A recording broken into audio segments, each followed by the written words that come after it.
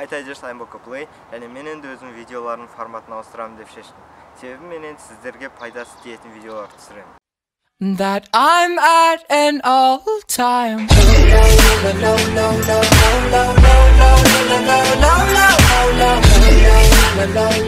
Бүгін енді мен достықты бұзатын 5 нәрсе туралы айтайын. Бұл ешкімге керегі жоқ заттар, адамдардың достығын бұзуға арналған. Сол үшін бұл істерді ешқашан қайталамаңыздар, ешқашан да пайдаланбаңыздар, бұның ешкімге керегі жоқ. Мен оны өзім басымнан өткен нәрселер туралы айтамын. Ең бірінші достықты бұзатын нәрсе ол уәдеде тұрмау. Әрқашан өзіңіздің берген уәдеңізде тұруға тырысыңыздар, себебі егер уәделер орындалмаса, сізге деген сенім азаяды. Содан кейін достықтың да сапасы түсе бастайды. Екінші достықты бұзатын нәрсе ешқашан да адамның жеке өміріне араласпаңыз. Егер ол сізден кеңес сұрап, бір нәрседен көмектесші деп, бір өзінің ақылыңды айтшы деп сұрамаса, оған ешқашан да араласпаңыздар олардың жеке өміріне. Үшінші достықты бұзатын нәрсе, егер адам, сол сіздің досыңыз, сізден бір кеңес сұрамаса, өзі кеңес сұрамаса, ешқашан кеңес бермеңіздер, өзіңіздің ақылгөйлігіңізді көрсетуге тырыспаңыздар. Мысалы мен видео монтаждап жатқан кезде, мен жанымда отырып, өздерінше бір ақылгөйсіп, менен де күшті монтаж жасайтын адамдар сияқты бір ақылдарын айтып отырады. Мен білмейтін нәрсені айтсам екен, мен өзім біліп тұрған нәрсені мынаны былай басасың, мынаны былай басасың. Мен өзіме ыңғайлы жағымен жасап жатсам, олар өздерінің ыңғайлы нәрсені айтады, бірақ ол маған ыңғайсыз нәрселерді айтады да. Содан кейін өздерінің бір ақылгөйлігін көрсеткісі келетін адамдар мен жыныма қалай тиетінін білмейсіздер. Камон, монтаж мен осы уақытқа дейін жасап жүрмін, сен емес. Және монтаж жасаудан менің опытым саған қарағанда әлдеқайда көбірек, сол үшін керек емес. Дәл солай өмірдің кез келген саласында, мысалы мен бір қызбен сөйлесіп отырсам, немесе басқа бір қызбен сөйлесіп отырсам, өзім пәл дедім. Мысалы қыздармен сөйлесіп отырсам, типа жанында отырып айтады, сен қызбен бұлай сөйлеспе, сен оған сәлем деме, привет деп жаз, болмаса бір нәрсе десе иә деп жауап бер, немесе жоқ деп жауап бер деп өздерінің ақыл көйсіп отырады, өздерінің ақылдарын айтқысы келіп отырады. Ете сыр отыр. Өзің ба? Иә. Өзің оператор. Аха. Өзің режиссер. Иә. Красавчик.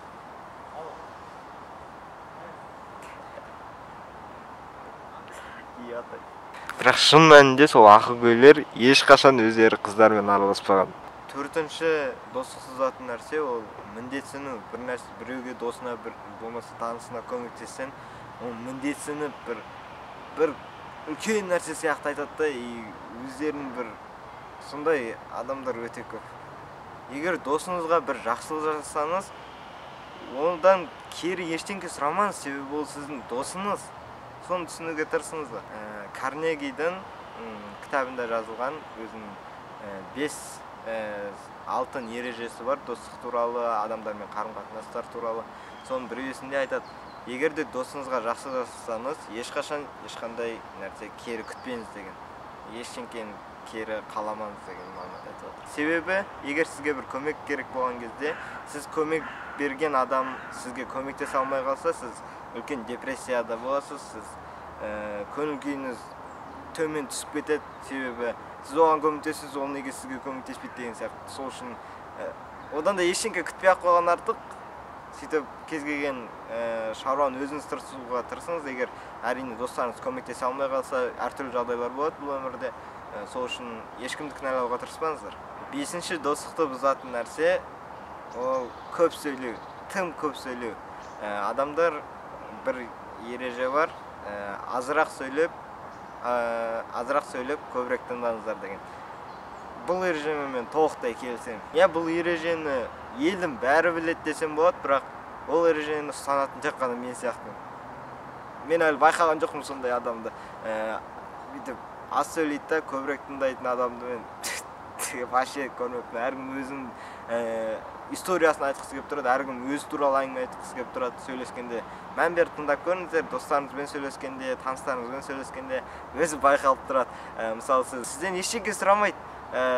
Сіз әңгімеңізді айтып жатасыз, одан кейін сіз тоқтатып жібереді, сөзіңізді бөліп жібереді. Сөз бөлмеу, еще тағы да бар, сөзді бөлмеу керек. Ешқашан адам сөзін бөлуге болмайды. Сөйлеп жатқан кезде Ол менде де сондай, мен мектепке баруды жек көремін. Мен де жек көремін мектепке баруды.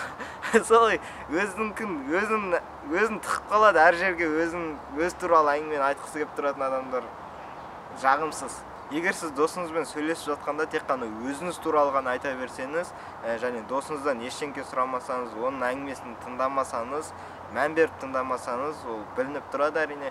Ол кәдімгідей әңгіменің қызығы кетіп қалады, себебі сіздің досыңызға мүлде қызық болмайды, себебі сіз тек өзіңіз жайлы ғана айтасыз, ал досыңызға сіздің өміріңіз қызық емес. Бұл өмірдің ащы шындығы. Себебі әр адамға өзгенің өмірінен гөрі өз өмірі қызығырақ, маңыздырақ болады. Сол үшін әрқашанда досыңыздың әңгімесін көбірек тыңдаңыз, өзіңіз туралы көп айтуға тырыспаңыз. Енді өзіңіз туралы айтасыз ғой, егер тек қана сізге сұрақ қойып, сізден білгісі келген жағдайда ғана, ал егер сізден сұрамаса, онда оның керегі жоқ деп ойлаймын. Егер сіз керісінше өзіңіз туралы айта бергенше, ол туралы көбірек білгіңіз келсе, оның әңгімесін мұқият тыңдасаңыз, оның ішкі жан дүниесіне кіргіңіз келсе, оның әңгімесіне мән беріп тыңдасаңыз, оған сіз моральный түрде кәдімгідей қолдау көрсетсеңіз, сөз арқылы да қолдау көрсетуге болады. Сонда ол туралы мақтасаңыз, адамды мақтаған кезде адам шынымен риза болып қалады. Кез келген адамды мақтап жүріңіз, сонда сіздің достарыңыз айналаңызда көп болады. Оны мақтаған кезде, одан кейін ол сізбен келесі кездескенше ашылатын болады, ол сізді көргенде шынымен қуанатын болады, ол сізге көмектескісі келіп тұрады. Әрқандай адам дәл сондай болады. Міне осылай, оның түк қиын түгі де жоқ, жай ғана информация білу керек, әрқашанда информация іздеңіздер, кез келген салада достық туралы, қызбен қарым-қатынас туралы, өмір туралы, және өзіңізден 5-6-10 жас үлкен, 50 жас үлкен адамдармен қарым-қатынас жасап көріңіздер. Бұл сіздерге тағы да бонус ретінде айтып жатқаным, себебі сіздің қазіргі проблемаларыңыз, дәл қазіргі проблемаларыңыз 5 жылдан кейін сізге онша проблема емес сияқты көрінеді, және оны шешудің оңай жолын біліп тұрасыз да, бұрын 5 жыл бұрын осын бұлай басқаша шеше алмада болатын еді деп өкініп жатады адамдар. Сол үшін өзіңізден 5-10 жас үлкен адам көрсеңіз, оны өзінің басынан өткен нәрсені біледі, сөйтіп сізге дұрыс бағдар беруге көмектеседі. Сол үшін өзіңізден 5 жас, 10 жас үлкен адамдармен көбірек қарым-қатынас жасауға тырысыңыздар, және сіз өзгеден ғана алуды ғана ойламай, өзгелерге де көмектесуге тырысыңыздар. Мысалы, өзіңізден 5 жас кіші немесе 10 жас кіші балалармен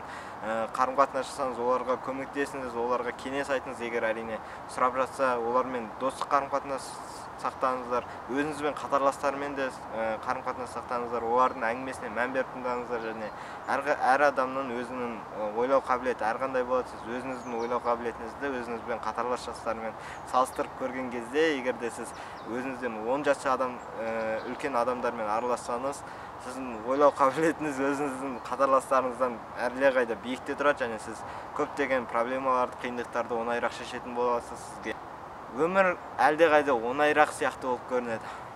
Ал егер осы видео сіздерге ұнаса, пайдасы тисе, онда достарыңызбен бөлісіңіздер. Егер сіздің достарыңыз да осы ережелерді біліп, осы ережелерді ұстанатын болса, онда сіздердің достықтарыңыз мәңгілік болады деген сенімдемін, себебі бұл ең маңызды нәрселер достықтың арасындағы. Егер көбірек тек қана осындай достық туралы емес, өмір туралы болмаса, тағы да көптеген нәрселер, темалар өте көп. Соларға менде әлі көптеген видеолардың сценарийлері бар, көптеген идеялар бар, сіздерге айтқым келетін нәрселерді өте көп. Өзім басымнан өткен көптеген нәрселерді айтып бергім келеді. Ол сіздерге де пайдасы тиеді, себебі ол менің ғана басымнан өтетін нәрсе емес, ол болашақта сіздің басыңыздан өтуі мүмкін, немесе сіздің басыңыздан уже өтіп қойған нәрселер болуы мүмкін. Сол үшін, егер де осындай пайдалы видеолар көбірек көргілеріңіз келсе, арнаға тіркеліп лайк басыңыздар. Сіздермен бірге болған Бока Плей. Бәріне чао. Бай-бай деген ұнамай қалды. Қазір чао деп айтатын болдым.